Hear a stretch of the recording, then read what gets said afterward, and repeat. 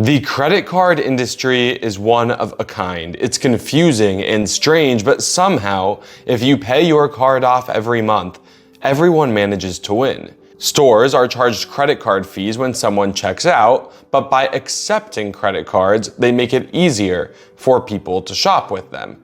Credit card companies make it easier for consumers to buy things because they offer fraud protection and all sorts of cash and travel rewards, and the airline and hotel partners are happy to fill their empty seats and acquire new customers. Seemingly, it all works out. There's just one problem.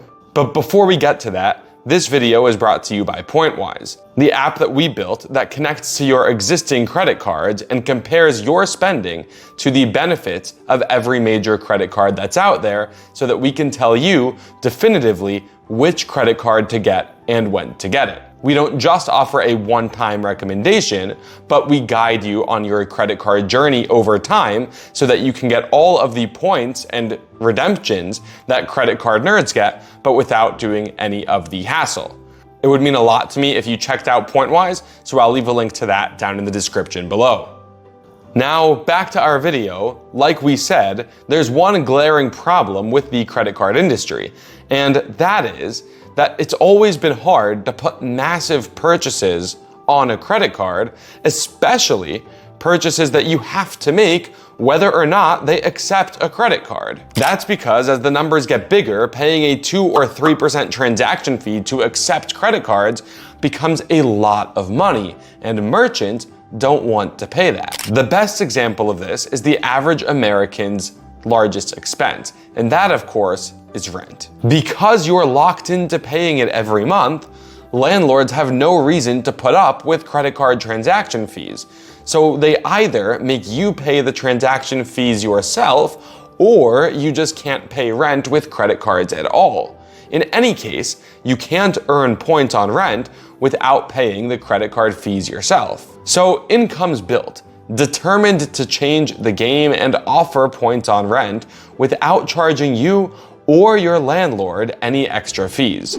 Bilt's founder, Ankur Jain, has been around company building his whole life.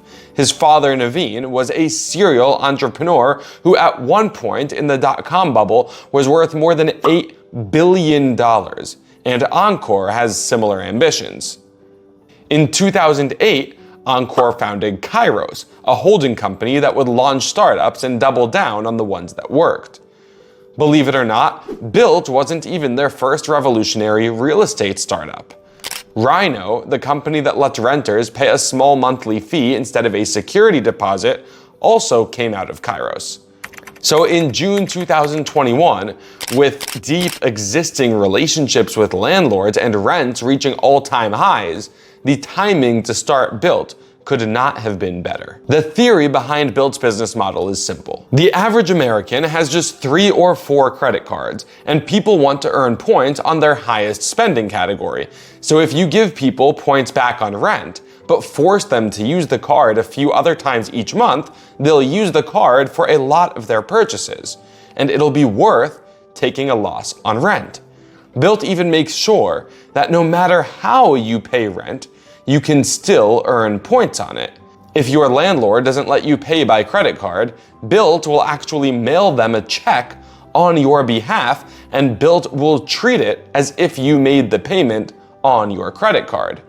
They also realized that the tagline "earn points on rent" would earn them so much free press that they'd acquire users for almost nothing. Kind of like when Robinhood said that you could trade for free. The press and social media chatter that garnered was worth at least tens of millions of dollars. To put this in perspective, credit card companies like Chase and American Express often spend well over $1,000 to acquire a customer for a single card, especially once you take into account the cost of the card's welcome offer and whatever the credit card company had to pay for the ad that introduced you to that card in the first place. And because Bilt doesn't offer a sign-up bonus, and they don't do much traditional advertising, their customer acquisition cost is likely a fraction of that $1,000. The earliest work on Bilt started in 2019, when Kairos invested $300,000 to see if the idea was possible. A year and a half later, Kairos invested $3 million into Bilt, and they were off to the races. The next stage was building partnerships. Most importantly, the partnership with a credit card company to issue the card. That's because Bilt isn't really a credit card company.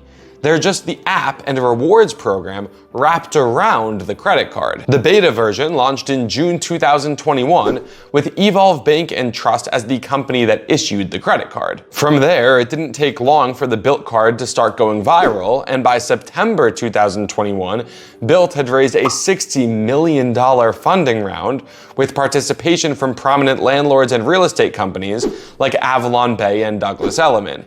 In March 2022, Bilt launched their partnership with Wells Fargo to be the new credit card issuer behind the Bilt Mastercard, and they haven't looked back. Today, Bilt has countless partnerships with travel partners and other merchants. They've raised over $310 million to date and are valued at over $3 billion.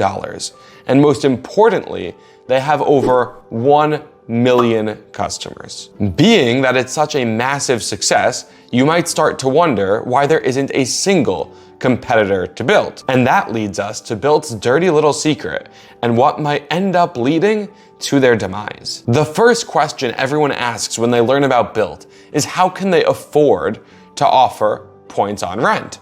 That's a great question because Bilt doesn't earn any credit card processing fees on those rent payments. In fact, what if I told you that Bilt isn't even taking a loss on those rent payments? See, Bilt isn't the credit card issuer. Bilt is just the fintech or financial technology company that builds the tech and rewards ecosystem around the card. The credit card issuer is Wells Fargo, and a recent article published by the Wall Street Journal gives us details into their relationship. When it comes to rent payments specifically, Bilt was able to negotiate terms where Wells Fargo pays Bilt 0.8% for every rent transaction, which is equal to 0.8 cents per dollar, which is likely more than it costs Bilt to give you that point. For example, if you redeem your Bilt points as a statement credit or for rent, they're worth 0.55 cents per point, which means if you redeem your Bilt points for cash back or rent, Bilt is receiving 0.8 cents per point on rent from Wells Fargo, but only giving you 0.55 cents per point. So Bilt is actually profiting 0.25 cents per point on rent. You can also redeem your points at Amazon for 0.7 cents per point. So Bilt is profiting 0.1 cents per point on that transaction.